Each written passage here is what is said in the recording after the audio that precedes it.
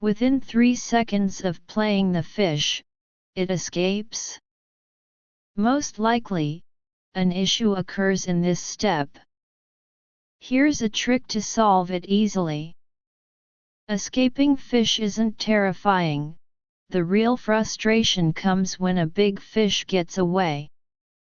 Wild fishing for large fish is already challenging. Encountering 1 or 2 bites a day is considered lucky, and sometimes it takes days for a single bite.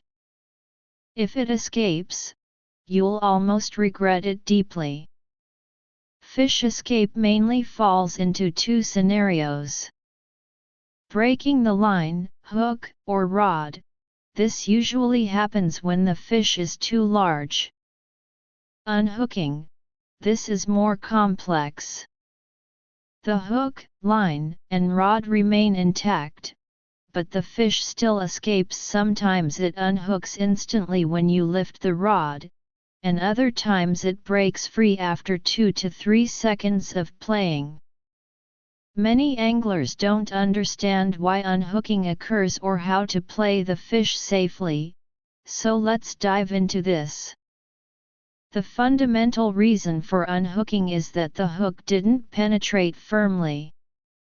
This is straightforward, but why doesn't it penetrate deeply? Let's break it down. First reason: hooked elsewhere instead of the mouth. While hooks in the mouth can still unhook, hooks in other parts of the body have a higher escape rate. The fish's body is flat, smooth, and protected by scales, making it hard for the hook to penetrate deeply. Most fish are filter feeders, preferring to suck in debris. We exploit this by designing baits that tricking them into swallowing the hook while feeding. If the bait's atomization isn't controlled or the hook distance between the 2 hooks isn't adjusted properly, it's easy to hook the fish improperly, i.e., snagging instead of hooking the mouth. Choosing the right water depth and hook size is also crucial. How to adjust? First, push the float downward to fish in shallower water and see if the situation improves. If snagging and unhooking persist, reduce the bait's atomization, knead it more, or even lower the casting frequency. When striking, focus on small, firm dull bites.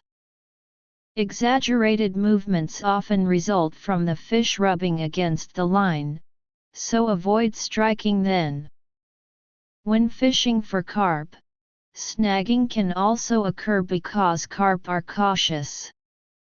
After entering the nest, they won't bite decisively but instead test the bait repeatedly. If the line is rubbed during this process or the hook is not deeply sucked in, and we strike immediately when the float signals, it's easy to snag the fish, leading to unhooking. Thus, when fishing for carp, we always emphasize fishing dull. At minimum, ensure both hooks are on the bottom with slightly bent sublines. If unhooking still happens, add a small lead weight to make the figure 8 loop or sinker touch the bottom lightly. Many anglers directly use large running lead, but it's not always reliable. Some report missing black floats or unhooking with this method. I recommend small running lead instead. Adjust the float to level water without hooks, then fish 2 to 3 eyes with hooks and bait. This setup keeps the figure 8 loop lightly touching the bottom. Second reason: hooked in the mouth but too shallowly due to mistimed striking or a too small hook. When the fish struggles while being played, the hook tears the fish's mouth, causing escape. Anglers often worry that large hooks will block the fish's mouth, so they opt for smaller hooks. While small hooks are easier to ingest, they have a narrow gap, making it hard to penetrate the mouth deeply. Even if they do, they grasp less tissue, especially for large fish. They might only hook a thin layer of skin. If you use a small hook, thin line, and a soft rod, it's better you can only play the fish slowly to exhaust it. The problem arises when using a small hook with a stiff rod and thick line. You'll pull hard, the fish will resist fiercely, and the mouth is prone to tearing during the struggle. Regarding striking timing, both too early and too late are bad. Striking too early results in a shallow hook, while too late may mean the fish has spit the hook. However, it's better to strike slightly late, which is why we recommend fishing and letting go of uncertain bites. When targeting large fish, ignore unconfident bites. If you don't strike recklessly, you won't snag or scare the fish, so it will stay in the nest for another chance. Once snagged or frightened, the opportunity is lost. What bites should you strike when fishing for large fish? A steady, forceful downward dip. Big fish rarely give sudden dips. There are usually precursors, like the float gently rising or twitching up and down. After a series of small movements, a firm downward dip signals a solid strike. Slow sinking. This signal also has precursors, rising and dipping, but mildly. After lingering, it may give a small dip. Striking then often works, but some anglers let it go to ensure accuracy. After that, the float might dip deeply, go black, or sink slowly until submerged. A slow sink usually indicates a large fish. Significant upward rise.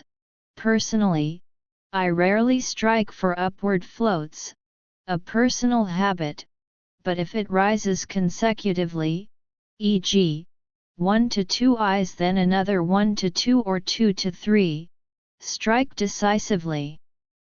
Also, strike if the float rises, entire tail out of the water, even tilting, or rises then moves horizontally.